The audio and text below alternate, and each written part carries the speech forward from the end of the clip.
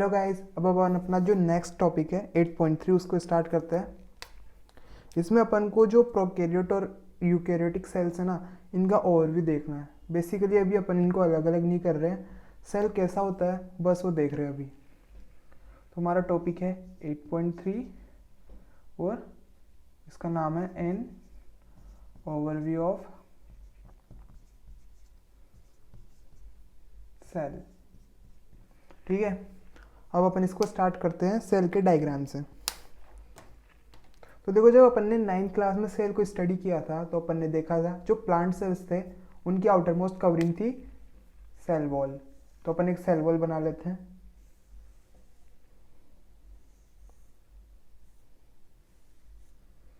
ये हो गई सेल वॉल, और सेल वॉल के अंदर होता है सेल मेम्ब्रेन, या फिर आप इसे प्लाज्मा मेम्ब्रेन भी कह सकते हैं।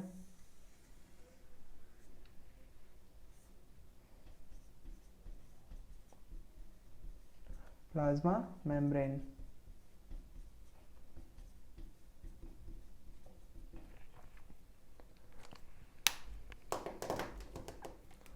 फिर अपन ने देखा था सेल का एक ब्रेन होता है। जैसे हमारी ह्यूमन बॉडी का एक ब्रेन है, वैसे सेल का भी एक ब्रेन होता है जिसको अपन कहते हैं न्यूक्लियस। तो अपन यहाँ बना लेते हैं एक न्यूक्लियस।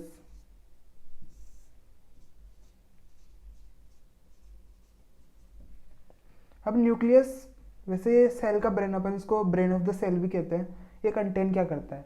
ये कंटेन करता है जेनेटिक मटेरियल्स,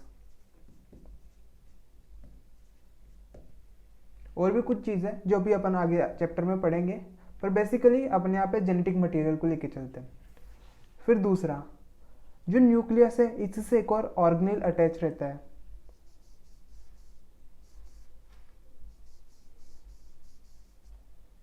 अगर आपको इसका नाम याद आ रहा हो तो कमेंट में लिख दो।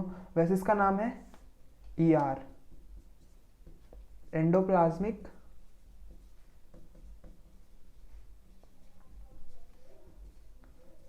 रेटिक्यूलम।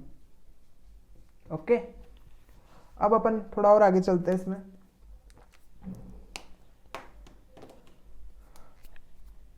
जो हमारी एंडोप्लाज्मिक रेटिकुलम होती है ना, इसके ऊपर कुछ छोटे छोटे से स्ट्रक्चर्स अटैच रहते हैं, और कुछ ऐसे स्ट्रक्चर्स हमारे सेल में भी होते हैं।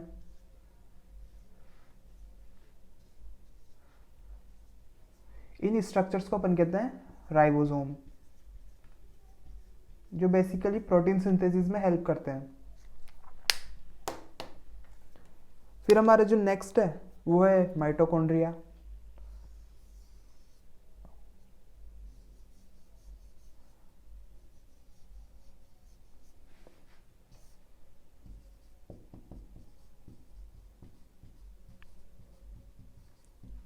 अब जो माइटोकॉन्ड्रिया है इनको अपन power house of the cell कहते हैं, और आप इसको बड़ी आसानी से पहचान सकते हो क्योंकि इन सेल्स के अंदर फिंगर लाइक प्रोजेक्शंस होती है, जैसे आपको यहाँ पे दिख रही होगी।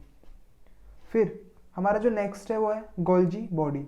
अब जो गोल्जी बॉडी है ना, वो न्यूक्लियस के जस्ट साइड, मतलब जो एंडोप्लाज्मिक रेटिकुलम है इसके जस्ट साइड में रहता है। तो ये हमने बना लिया गोल्जी बॉडी। अब ये दोनों पास में इसलिए है क्योंकि जो हमारा ईआर जो भी प्रोडक्शन कर रहा है, जो भी प्रोड्यूस कर रहा है, वो जाएगा गोल्जी बॉडी के पास, और यहाँ पे आके वो मॉडिफाई हो जाएगा। ठीक है, तो हमारे कौन कौन से हो गए? माइटोकॉन्ड्रिया हो गया, ribosome, Golgi body, cell wall, endoplasmic reticulum, nucleus, vacuoles. Basically हमारे जो सेल है इसमें वैक्यूल्स का काम होता है स्टोरेज का। फिर प्लास्टिड्स,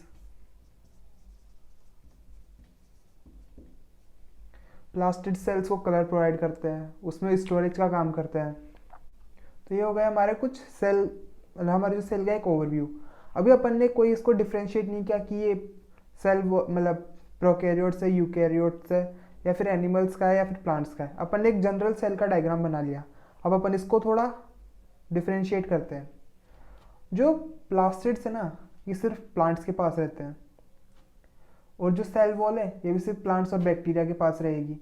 यानी कि एनिमल्स में प्लास्टिड्स और सेल वॉल का कोई काम नहीं होता, क्योंकि एनिमल्स मूव कर सकते हैं। अब प्लांट को तो एक जगह रहना है तो उसको अपनी प्रोटेक्शन देखनी है, तो प्रोटेक्शन के लिए उसके पास सेल वॉल करना बहुत ज़रूरी है।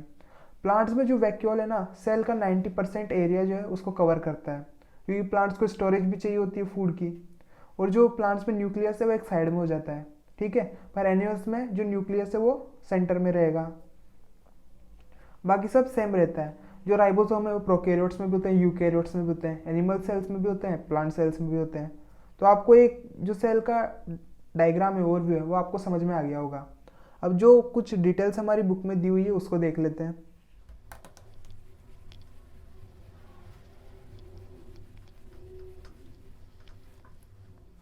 हमारी बुक में अब आगे दिया हुआ है सेल की साइज के बारे में। तो ये कुछ डेटा है, इसको देख लेते हैं। पहला जो स्मॉलेस्ट सेल है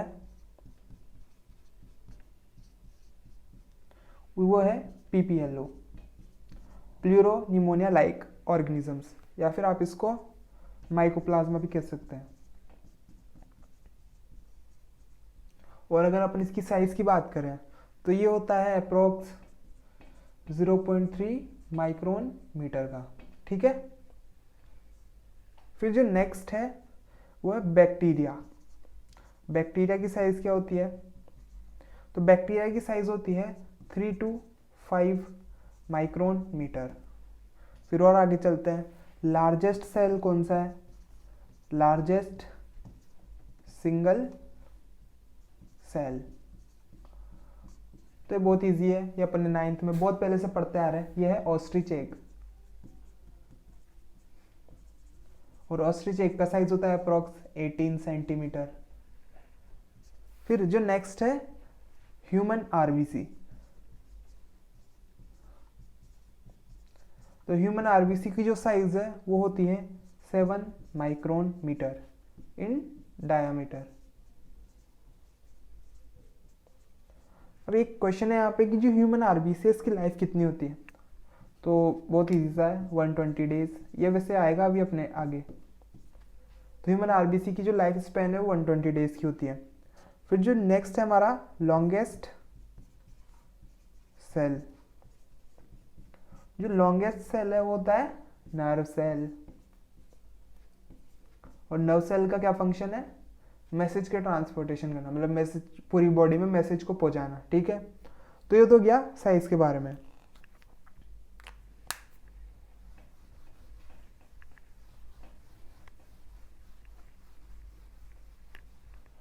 अब अपन नेक्स्ट पे चलते हैं, वो है शेप। अब जो सेल है ना, इसकी कोई फिक्स शेप नहीं है, ये अपनी मतलब इनकी शेप कुछ भी हो सकती है। पर जैसे कि इनकी शेप हो सकती है disc like, polygonal, columnar, cuboid, या फिर इरेगुलर। अब देखो कुछ सेल्स हैं जो अपनी शेप को चेंज कर लेती है, जैसे कि WBC and amoeba, they both can change their shape, ठीक है। अब जो शेप और साइज है ना किसी भी सेल की, वो डिपेंड करती है उनके फंक्शन पे। The shape and size of cell depends on their function.